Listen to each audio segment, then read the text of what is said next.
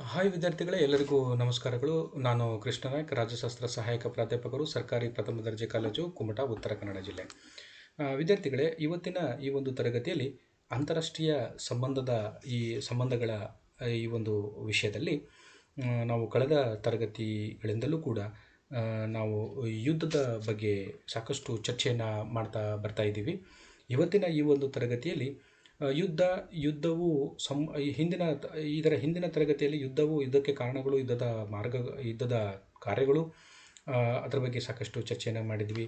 ಇವತ್ತಿನ ಈ ಒಂದು ತರಗತಿಯಲ್ಲಿ ಯುದ್ಧ ಮತ್ತು ಅದರ ಒಂದು ಪರಿಣಾಮಗಳು ಮತ್ತು ಯುದ್ಧವನ್ನು ತಡೆಗಟ್ಟುವುದು ಹೇಗೆ, ಯುದ್ಧಗಳಿಂದ ಆಗುವ ಒಂದು ಪರಿಣಾಮ ಏನು, ಮತ್ತು ಯುದ್ಧವನ್ನು ತಡೆಗಟ್ಟುವುದು ಹೇಗೆ ಎಂಬ ವಿಚಾರಗಳನ್ನು ನಾವು ಈ ಒಂದು ತರಗತಿಯಲ್ಲಿ ತಿಳಿದುಕೊಳ್ಳೋಣ. ಮೊದಲನೇದಾಗಿ ಎಫೆಕ್ಟ್ಸ್ ಆಫ್ ವಾರ್ಸ್, ಯುದ್ಧಗಳಿಂದ ಆಗುವ ಪರಿಣಾಮಗಳು. ಯುದ್ಧಗಳಿಂದ ಏನೇನು ಆಗುತ್ತೆ ಜಗತ್ತಿನ ರಾಜಕಾರಣದ ಮೇಲೆ, ಜಗತ್ತಿನ ಮೇಲೆ, ಮತ್ತು ಆರ್ಥಿಕ ವ್ಯವಸ್ಥೆ ಮೇಲೆ, ಸಾಮಾಜಿಕ ವ್ಯವಸ್ಥೆ ಮೇಲೆ ಅದು ಯಾವ ರೀತಿಯ ಪರಿಣಾಮವನ್ನು ಬೀರುತ್ತೆ ಎಂಬ ವಿಚಾರ ನಾವು ಇಲ್ಲಿ ತಿಳ್ಕೋಬೇಕು. ಇದರಲ್ಲಿ ಬಹಳ ಪ್ರಮುಖವಾಗಿ ಯುದ್ಧಗಳಿಂದ ಆಗುವಂತಹ ಒಂದು ಪರಿಣಾಮದ ಬಗ್ಗೆ ನಾವು ನೋಡಿದಾಗ, getting the necessary items is rare. ಅಗತ್ಯ ವಸ್ತುಗಳು ಸಿಗುವುದು ದುರ್ಲಭ ಆಗುತ್ತೆ. ಯುದ್ಧ ಸಂಭವಿಸಿದ ನಂತರದಲ್ಲಿ, ಯುದ್ಧ ಆಗ್ತಾ ಇರೋಂಥ ಸಂದರ್ಭದಲ್ಲಿ ಏನೇನು ಪರಿಣಾಮಗಳಾಗ್ತವೆ, ನಮಗೆ ಅಂತಾರಾಷ್ಟ್ರೀಯ ಮಟ್ಟದಲ್ಲಿ, ರಾಷ್ಟ್ರಗಳ ಮಟ್ಟದಲ್ಲಿ ಏನೇನು ಆಗ್ತವೆ ಎಂಬ ವಿಚಾರವನ್ನು ತೆಗೆದುಕೊಂಡು ನೋಡಿದಾಗ, ಅದರಲ್ಲಿ ಒಂದನೇದು ಅಗತ್ಯ ವಸ್ತುಗಳು ಸಿಗುವುದು ದುರ್ಲಭ. ಎರಡನೇದು pricing is a common thing, ಬೆಲೆ ಏರಿಕೆ ಅನ್ನೋದು ಸಾಮಾನ್ಯವಾದಂಥ ಸಂಗತಿ ಆಗುತ್ತೆ. ಆಮೇಲೆ ಮೂರನೇದು implementation of the ration system, ಪಡಿತರ ವ್ಯವಸ್ಥೆಯು ಜಾರಿಗೆ ತರಬೇಕಾಗತ್ತೆ. ಆಮೇಲೆ ವ್ಯಾಪಾರ ವಹಿವಾಟು ತೊಂದರೆಯಾಗುವುದು. Imports and exports will go down and trade will decline. Trouble in trade and business, ಆಮದು ಹಾಗೂ ರಫ್ತು ನಿಂತು ಹೋಗಿ ವ್ಯಾಪಾರ ಕುಂಠಿತ ಆಗುತ್ತೆ. A drastic change in international transport and connectivity, ಅಂತಾರಾಷ್ಟ್ರೀಯ ಸಾರಿಗೆ ಸಂಪರ್ಕಗಳಲ್ಲಿ ತೀವ್ರವಾದಂತಹ ವ್ಯತ್ಯಯ ಉಂಟಾಗುತ್ತೆ. The effects of modern warfare will be of long duration.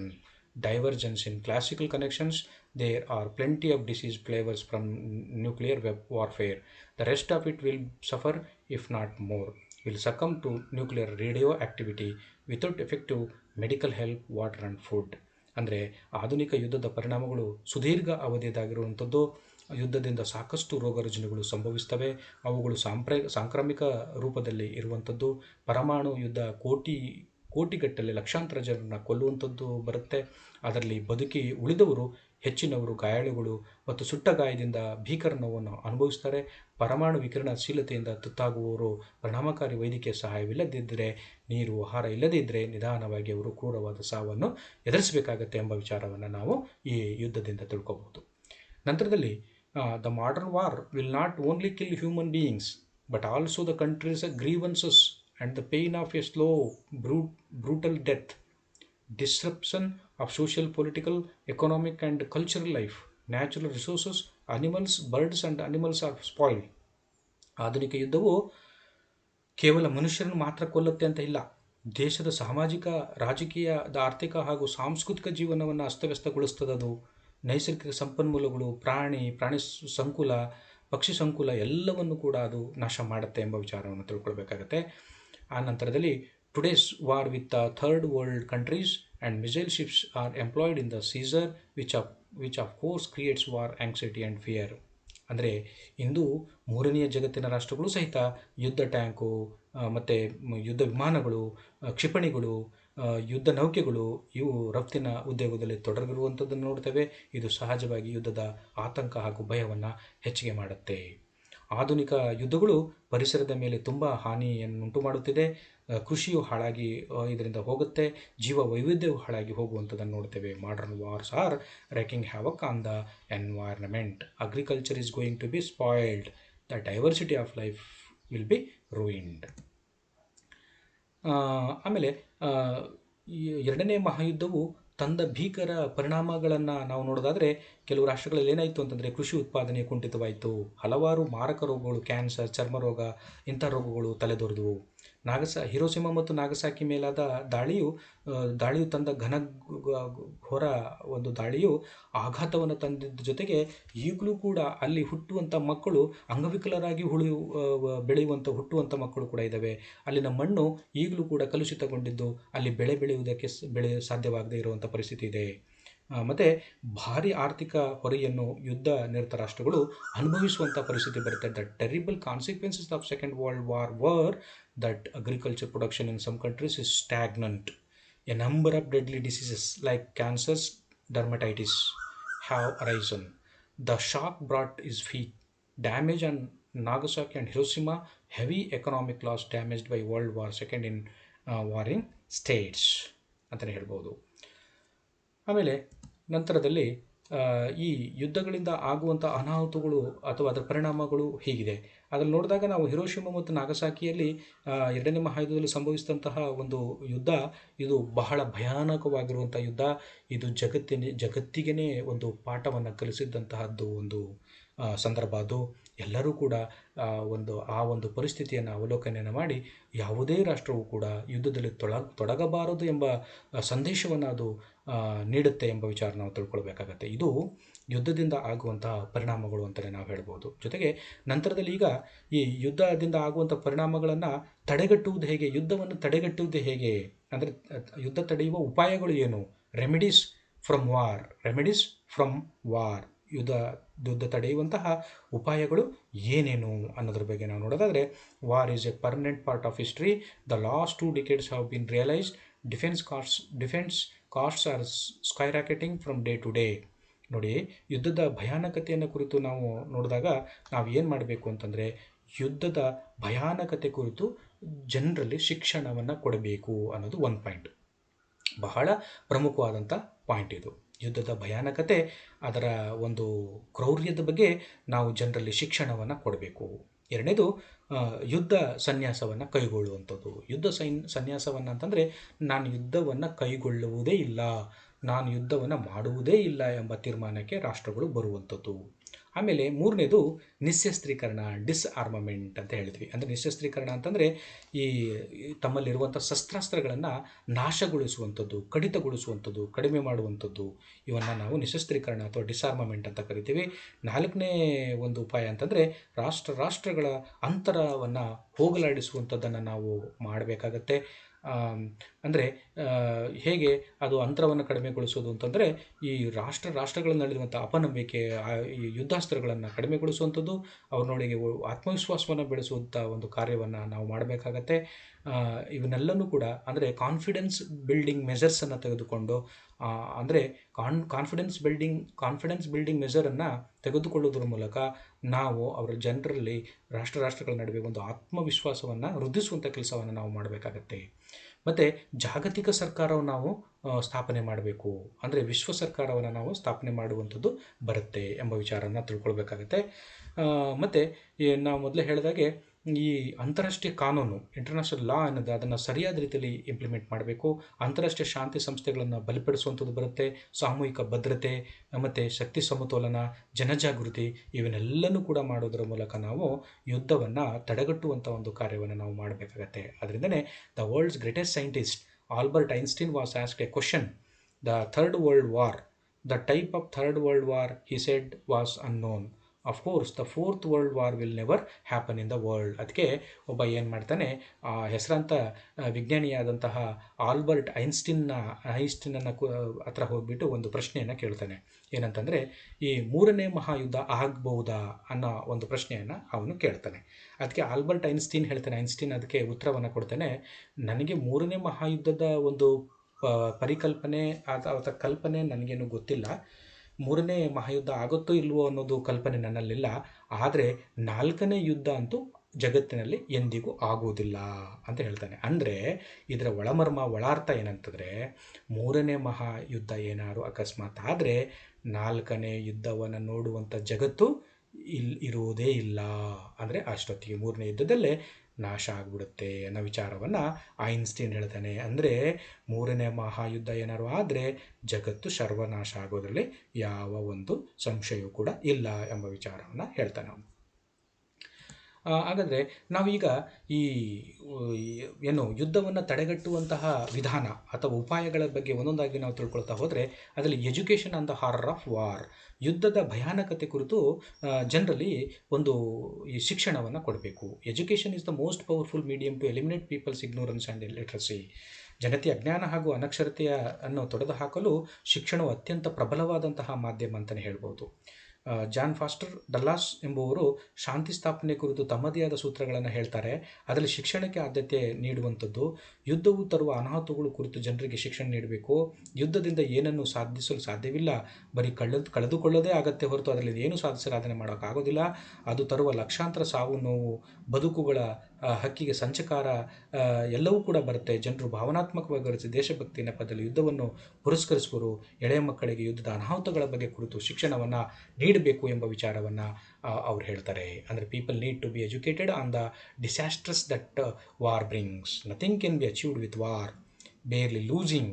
People must be convinced that the millions of deaths that it brings are traumatic for a living bird. ಎರಡನೇದು ಬಹಳ ಪ್ರಮುಖವಾದಂಥ ಒಂದು ರೆಮಿಡೀಸ್ ಅಂದರೆ ಪರಿಹಾರ ಅಂತಂದರೆ ಯುದ್ಧ ಸನ್ಯಾಸ, ವಾರ್ ಅಸೆಟಿಸಿಸಮ್. ಯುದ್ಧ ಸನ್ಯಾಸ ಅಂದರೆ ಯುದ್ಧದ ಮನೋಭಾವವನ್ನು ಮನಸ್ಸಿನಿಂದ ಕಿತ್ತೊಗೆಯುವುದು ಅಂತ ಅರ್ಥ. ಶಾಂತಿಯು ಬದುಕಿಗೆ ಅಗತ್ಯ ಎಂಬ ವಿಚಾರವನ್ನು ಎಂಬ ತುಡಿತ ಬಲವಾದಾಗ ಅದು ಯುದ್ಧ ಸನ್ಯಾಸವಾಗುವಂಥದ್ದು.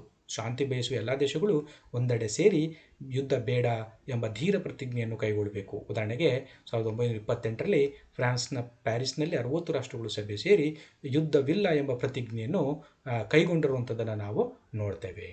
ಆಮೇಲೆ ಮೂರನೇದು ಒಂದು ರೆಮಿಡಿ ಯಾವುದು ಅಂತಂದರೆ ಪರಿಹಾರ ಏನಂತಂದರೆ ನಿಶ್ಶಸ್ತ್ರೀಕರಣ, ಡಿಸ್ಆರ್ಮಮೆಂಟ್. ಆಂಗ್ಲ ಭಾಷೆಯಲ್ಲಿ ಇದನ್ನು ಡಿಸ್ಆರ್ಮಮೆಂಟ್ ಅಂತ ಕರೀತಾರೆ, ಅದಕ್ಕೆ ಕನ್ನಡದಲ್ಲಿ ನಿಶ್ಶಸ್ತ್ರೀಕರಣ ಅಂತ ಕರಿತೀವಿ. ನಿಶ್ಶಸ್ತ್ರೀಕರಣ ಅಂದರೆ ಶಸ್ತ್ರಾಸ್ತ್ರಗಳನ್ನು ತ್ಯಜಿಸುವುದು ಹಾಗೂ ಉಪಯೋಗಿಸದೇ ಇರುವುದು. ಯುದ್ಧದ ಅಸ್ತ್ರಗಳು ಹೆಚ್ಚಿದಂತೆಲ್ಲ ಯುದ್ಧದ ಅವಕಾಶಗಳು ಹೆಚ್ಚಾಗ್ತವೆ. ನಿಶ್ಶಸ್ತ್ರೀಕರಣವು ಯುದ್ಧವನ್ನು ತಡೆಯುವುದು, ಶಸ್ತ್ರಗಳಿಗೆ ಮಿತಿ ಹಾಕುವುದು ಮುಖ್ಯ. ರಾಷ್ಟ್ರಗಳು ಅಸ್ತ್ರಗಳ ಮೇಲೆ ಮಿತಿಗಳನ್ನು ಹೇರಲು ಅನೇಕ ನಿಯಮಗಳು ರೂಪಿಸಿಕೊಂಡಿರುವಂಥದ್ದನ್ನು ನಾವು ನೋಡ್ತೇವೆ. ಯಾವ ರಾಷ್ಟ್ರಗಳಲ್ಲಿ ಶಸ್ತ್ರಾಸ್ತ್ರಗಳ ಕೋಟಿ ಇದೆಯೋ, ಭಂಡಾರವೇ ಇದೆಯೋ, ಆವಾಗ ಅದು ಸ್ವಯಂಚಾಲಿತವಾಗಿ ಆಟೋಮೆಟಿಕ್ ಆಗಿ ಒಂದು ರಾಷ್ಟ್ರವನ್ನು ಯುದ್ಧಕ್ಕೆ ಪ್ರೇರೇಪಿಸುವಂಥದ್ದು ಬರುತ್ತೆ. ಯಾವ ರಾಷ್ಟ್ರದ ಶಸ್ತ್ರಕೋಟಿಯಲ್ಲಿ ಶಸ್ತ್ರಾಸ್ತ್ರಗಳಿರುವುದಿಲ್ವೋ ಆ ರಾಷ್ಟ್ರ ಯುದ್ಧಕ್ಕೆ ಹಾತೊರೆಯುವುದಿಲ್ಲ ಎಂಬ ವಿಚಾರವನ್ನು ತಿಳ್ಕೊಬೇಕಾಗತ್ತೆ. ಅದರಿಂದ ನಾವು ನಿಶ್ಶಸ್ತ್ರೀಕರಣದ ಮೊರೆಗೆ ಹೋಗಬೇಕಾಗತ್ತೆ. ಆಮೇಲೆ ನಾಲ್ಕನೇದು ಒಂದು ರೆಮಿಡಿ ಅಂದರೆ ರಾಷ್ಟ್ರಗಳ ಅಂತರ ಕಡಿಮೆ ಮಾಡುವುದು. Nation war feelings of cooperation, love and kinship between nations are not possible. War will never be good thing in the international arena. ಪ್ರಪಂಚದಲ್ಲಿ ರಾಷ್ಟ್ರಗಳ ಮಧ್ಯೆ ಅಂತರ ಹೆಚ್ಚಾಗಿರುವಂಥದ್ದು ನೋಡ್ತೇವೆ. ಈಗಲೂ ಕೂಡ ಎಲ್ಲ ಪ್ರತಿಯೊಂದು ರಾಷ್ಟ್ರಗಳು ತಮ್ಮದೇ ಆದ ಭಿನ್ನ ಹಿತಾಸಕ್ತಿಯ ಆದರ್ಶಗಳನ್ನು ಹೊಂದಿರುವುದರಿಂದ ಅವುಗಳ ಮಧ್ಯೆ ಸೌಹಾರ್ದತೆ, ಸಹಕಾರ ಇಲ್ಲ. ಪರಸ್ಪರ ಸಂಶಯ ಹಾಗೂ ಅತೃಪ್ತಿ ದೃಷ್ಟಿಯಿಂದ ನೋಡ್ತಾರೆ. ರಾಷ್ಟ್ರಗಳ ಮಧ್ಯೆ ಸಹಕಾರ, ಪ್ರೀತಿ ಹಾಗೂ ಬಂಧುತ್ವ ಭಾವನೆಗಳು ಬಂದರೆ ಯುದ್ಧಕ್ಕೆ ಆಸ್ಪದವಾಗುವುದಿಲ್ಲ ಎಂಬ ವಿಚಾರ ನಾವು ತಿಳ್ಕೊಬೇಕಾಗತ್ತೆ. ಅಂತಾರಾಷ್ಟ್ರೀಯ ರಂಗದಲ್ಲಿ ಸೌಹಾರ್ದತೆ ಬಂದರೆ ಯುದ್ಧ ಎಂದಿಗೂ ಆಗುವುದಿಲ್ಲ ಎಂಬ ವಿಚಾರವನ್ನು ತಿಳ್ಕೋಬೇಕು. ನಂತರದಲ್ಲಿ 5ನೇ ಒಂದು ಪ್ರಮುಖ ಪರಿಹಾರ ಅಂತಂದರೆ ಗ್ಲೋಬಲ್ ಗೌರ್ಮೆಂಟ್, ಜಾಗತಿಕ ಸರ್ಕಾರ. ಜಾಗತಿಕ ಸರ್ಕಾರಕ್ಕೆ ಆಂಗ್ಲ ಭಾಷೆಯಲ್ಲಿ ವರ್ಲ್ಡ್ ಗೌರ್ಮೆಂಟ್ ಅಂತಲೂ ನಾವು ಕರಿತೀವಿ. ಅರ್ನಾಲ್ಡ್ ಟಾಯ್ನಬಿ ಅವರು ಜಾಗತಿಕ ಸರ್ಕಾರದ ಪ್ರತಿಪಾದನೆಯನ್ನು ಬಲವಾಗಿ ನಂಬಿರುವಂಥದ್ದನ್ನು ನೋಡ್ತೇವೆ. ಅವ್ರು ಹೇಳ್ತಾರೆ, ಜಾಗತಿಕ ಸರ್ಕಾರ ಎಂದರೆ ಇಡೀ ಜಗತ್ತಿಗೆ ಒಂದೇ ಸರ್ಕಾರವಿರಬೇಕು. ಎಲ್ಲ ರಾಷ್ಟ್ರಗಳು ತಮ್ಮ ಸಾರ್ವಭೌಮ ಅಧಿಕಾರವನ್ನು ಜಾಗತಿಕ ಸರ್ಕಾರಕ್ಕೆ ವರ್ಗಾಯಿಸಬೇಕು. ಈ ತೆರನಾದ ಸರ್ಕಾರವನ್ನು ಹೀಗೆ ಮಾಡುವುದರಿಂದ ಜಾಗತಿಕ ಸರ್ಕಾರವನ್ನು ಸ್ಥಾಪನೆ ಮಾಡಿ ಅದು ಒಂದೇ ಏಕಾತ್ಮಕ ವ್ಯವಸ್ಥೆಯನ್ನಾಗಿ ಮಾಡಬಹುದು ಎಂಬ ವಿಚಾರವನ್ನು ಹೇಳ್ತಾರೆ. ಇಲ್ಲಿ ಎಲ್ಲ ವಿವಾದಗಳನ್ನು ಶಾಂತಿಯುತವಾಗಿ ಬಗೆಹರಿಸಲಾಗುವಂಥದ್ದು ಬರುತ್ತೆ. ಪ್ರಾತಿನಿಧಿಕ ಸರ್ಕಾರವಾಗಿದ್ದು ಕಾಯ್ದೆಯ ಪ್ರಭುತ್ವ ಜಾರಿಯಲ್ಲಿರುವುದರಿಂದ ಈ ಸರ್ಕಾರದಲ್ಲಿ ಯುದ್ಧಗಳು ಸಂಭವಿಸೋಕ್ಕೆ ಸಾಧ್ಯ ಆಗುವುದಿಲ್ಲ. ಅದನ್ನು ಈ ಸರ್ಕಾರ ಆ ಯುದ್ಧವನ್ನು ತಡೆಗಟ್ಟುವುದಕ್ಕೆ ಸಾಧ್ಯ ಆಗುತ್ತೆ ಎಂಬ ವಿಚಾರವನ್ನು ಹೇಳ್ತಾರೆ. All nations must transfer their sovereign powers to the global government. This type of government is thus defined. There is only one global government and one government where all disputes can be resolved peacefully. It is the representative government and the rule of law is in force. There will be no wars in this government. The philosopher Immanuel Kant advocated global government. The global government philosopher asserted the global government a great deal ಎಂಬ ವಿಚಾರವನ್ನು ಅವರು ಹೇಳ್ತಾರೆ. ಆಮೇಲೆ ಆರನೇದು ಪರಿಹಾರ ಅಂತಂದರೆ international ಲಾ ಅಥವಾ ಅಂತಾರಾಷ್ಟ್ರೀಯ ಕಾನೂನು. ಆಂಗ್ಲ ಭಾಷೆಯಲ್ಲಿ ಅಂತಾರಾಷ್ಟ್ರೀಯ ಕಾನೂನಿಗೆ ಇಂಟರ್ನ್ಯಾಷನಲ್ ಲಾ ಅಂತ ಕರೀತಾರೆ. ಅಂತಾರಾಷ್ಟ್ರೀಯ ಕಾನೂನುಗಳೆಂದರೆ ರಾಷ್ಟ್ರಗಳಿಗೆ ಅನ್ವಯವಾಗುವ ಕಾನೂನುಗಳು. ಪ್ರತಿಯೊಂದು ರಾಷ್ಟ್ರಕ್ಕೂ ಇದು ಅನ್ವಯ ಆಗುತ್ತೆ. ಕ್ರಿಸ್ತಶಕ 1780 ಜೆರೆಮಿ ಬೆಂಥಾಮ್ ತತ್ವಜ್ಞಾನಿಯಾದಂಥವರು ರಾಷ್ಟ್ರೀಯ ಕಾನೂನು ಪದವನ್ನು ಇದನ್ನು ಉಪಯೋಗಿಸಿದ್ರು ಮೊದಲ ಬಾರಿಗೆ. ಅಂತಾರಾಷ್ಟ್ರೀಯ ಕಾನೂನಿನ ಮೂಲಕ ಯುದ್ಧವನ್ನು ನಿಷೇಧಿಸಬೇಕು. ಈ ತೆರನಾದ ಕಾನೂನುಗಳನ್ನು ಎಲ್ಲ ರಾಷ್ಟ್ರಗಳು ಅಕ್ಷರತಃ ತಪ್ಪದೆ ಪಾಲಿಸಬೇಕು. ಯುದ್ಧವನ್ನು ತಡೆಯಲು ಇದರಿಂದ ಸಾಧ್ಯವಾಗುತ್ತೆ. ವಿಶ್ವಸಂಸ್ಥೆಯ ದಿಶೆಯಲ್ಲಿ ಸಾಕಷ್ಟು ಮುಂದುವರೆದಿರುವಂಥದ್ದನ್ನು ನೋಡ್ತೇವೆ. ಅಂತಾರಾಷ್ಟ್ರೀಯ ಕಾನೂನು ಆಯೋಗವು ಯುದ್ಧ ತಡೆಯಲು ಕಾನೂನುಗಳನ್ನು ರಚಿಸಿದೆ. ಭೂಮಿ, ಆಕಾಶ, ಸಮುದ್ರದಲ್ಲಿ ಯುದ್ಧ ಮಾಡುವಾಗ ಯಾವ ನಿಯಮಗಳನ್ನು ಪಾಲಿಸಬೇಕೆಂದು ಹೇಳಲಾಗಿದೆ. ಈ ಕಾನೂನುಗಳು ಯುದ್ಧವನ್ನು ಸಂಪೂರ್ಣವಾಗಿ ತಡೆಯಲು ಸಾಧ್ಯವಾಗದಿರಬಹುದು, ಆದರೆ ಅವು ರಾಷ್ಟ್ರಗಳ ಮಧ್ಯೆ ಭಿನ್ನಾಭಿಪ್ರಾಯಗಳು ಕಡಿಮೆ ಆಗೋಕ್ಕೆ ಅದು ಅನುವು ಮಾಡಿಕೊಡುತ್ತೆ ಅನ್ನೋ ವಿಚಾರವನ್ನು ತಿಳ್ಕೋಬೇಕು. ಆಯಿತಾ. ನಂತರದಲ್ಲಿ ಇನ್ನೊಂದು ಬಹಳ ಪ್ರಮುಖವಾದಂಥ ಪರಿಹಾರ ಹೇಗೆ ಅಂದರೆ ಯುದ್ಧವನ್ನು ತಡೆಗಟ್ಟಲಿರುವಂಥ ಪರಿಹಾರ 7ನೇದು, international peace corporations can be strengthened. ಸಾಮೂಹಿಕ ಅಂತಾರಾಷ್ಟ್ರೀಯ ಶಾಂತಿ ಸಂಸ್ಥೆಗಳನ್ನು ಬಲಪಡಿಸುವಂಥದ್ದು. ಅಂದರೆ ಇತಿಹಾಸದ ಭಾಗವಾಗಿ ಉಳಿದಿರುವ ಲೀಗ್ ಆಫ್ ನೇಷನ್ಸ್ 1920 ಸ್ಥಾಪನೆ ಆಯಿತು.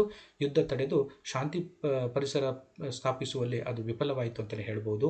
2ನೇ ಮಹಾಯುದ್ಧವನ್ನು ತಡೆಗಟ್ಟುವುದಕ್ಕೆ ಸಾಧ್ಯ ಆಗಲಿಲ್ಲ ಅಂತ. ಆದರೆ ಈ ಲೀಗ್ ಪರಿಣಾಮಕಾರಿಯಾಗಿ ಅಷ್ಟೊಂದು ಆ ಸಂದರ್ಭದಲ್ಲಿ ಕೆಲಸವನ್ನು ಮಾಡೋಕ್ಕೆ ಸಾಧ್ಯವಾಗಲಿಲ್ಲ. ಪ್ರಪಂಚದಲ್ಲಿ ಇದ್ದ ಸ್ಥಿತಿ ಅಥವಾ ಯಥಾಸ್ಥಿತಿ ಮುಂದುವರಿಸಿಕೊಂಡು ಹೋಗಲು ಸಾಧ್ಯವಾಯಿತು. ಸದಸ್ಯ ರಾಷ್ಟ್ರಗಳು ಲೀಗ್ನ ಸಮರ್ಪಕ ಉಪಯೋಗವನ್ನು ತೆಗೆದುಕೊಳ್ಳಲಿಲ್ಲ. ವಿಶ್ವಸಂಸ್ಥೆಯು 1945 ಜನ್ಮ ತಾಳಿದಂಥದ್ದು ನೋಡ್ತೇವೆ. ವಿಶ್ವಸಂಸ್ಥೆ ಇಂದಿನವರೆಗೂ ಮಹಾಯುದ್ಧ ತಡೆಯಲು ಸಶಕ್ತವಾಗಿರುವಂಥದ್ದು.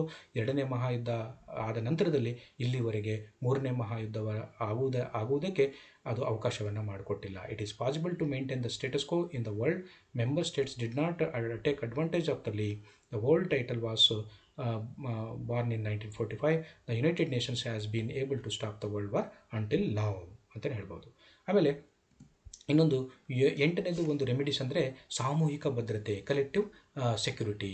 In English, it is called collective security. This means taking action against a collectively aggressive nation. ಆಂಗ್ಲ ಭಾಷೆಯಲ್ಲಿ ಇದಕ್ಕೆ ಕಲೆಕ್ಟಿವ್ ಸೆಕ್ಯೂರಿಟಿ ಅಂತ ಕರೀತಾರೆ.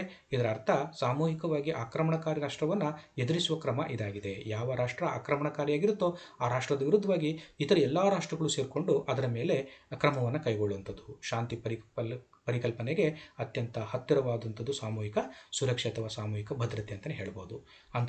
ಅಂತಾರಾಷ್ಟ್ರೀಯ ಶಾಂತಿ ಹಾಗೂ ಯುದ್ಧ ತಡೆಯಲು ಶಾಂತಿಪ್ರಿಯ ರಾಷ್ಟ್ರಗಳು ಒಂದಾಗಿ ಆಕ್ರಮಣಕಾರಿ ರಾಷ್ಟ್ರವನ್ನು ಎದುರಿಸಲು ಮಾಡುವ ತಯಾರಿ ಹಾಗೂ ಕ್ರಮವನ್ನು ಸಾಮೂಹಿಕ ಭದ್ರತೆ ಅಂತ ನಾವು ಕರಿತೀವಿ. Peace security, the closest to the pacifist concept of international peace and war prevention is collective security, the preparation and action of a collective nation to deal with an invading nation, a function of collective security ಅಂತಲೂ ನಾವು ಹೇಳ್ತೇವೆ. International relations are maintain international status quo. Mass action against an invading nation is likely. Maintaining peace and security in the world. ಅದರಿಂದ ಅಂತಾರಾಷ್ಟ್ರೀಯ ಯಥಾಸ್ಥಿತಿ ಕಾಪಾಡುವಂಥದ್ದು, ಆಕ್ರಮಣಕ ರಾಷ್ಟ್ರದ ವಿರುದ್ಧ ಸಾಮೂಹಿಕ ಕ್ರಮ ಸಾಧ್ಯತೆ ಇರುವಂಥದ್ದು ಇದರಲ್ಲಿ ಕಂಡುಬರುತ್ತೆ. ಜಗತ್ತಿನಲ್ಲಿ ಶಾಂತಿ ಹಾಗೂ ಭದ್ರತೆಯನ್ನು ಕಾಪಾಡುವುದಕ್ಕೆ ಇದರಿಂದ ಸಾಧ್ಯ ಆಗುತ್ತೆ. ನಂತರದಲ್ಲಿ ಬ್ಯಾಲೆನ್ಸ್ ಆಫ್ ಪವರ್ ಅಂದರೆ ಯುದ್ಧವನ್ನು ತಡೆಗಟ್ಟುವುದರಲ್ಲಿ ಒಂದು ಅದರ ಪರಿಹಾರವನ್ನು ಕೊಡುವುದರಲ್ಲಿ ಬ್ಯಾಲೆನ್ಸ್ ಆಫ್ ಪವರ್ ಅಥವಾ ಶಕ್ತಿ ಸಮತೋಲನ ಬಹಳ ಪ್ರಮುಖವಾದಂಥದ್ದು.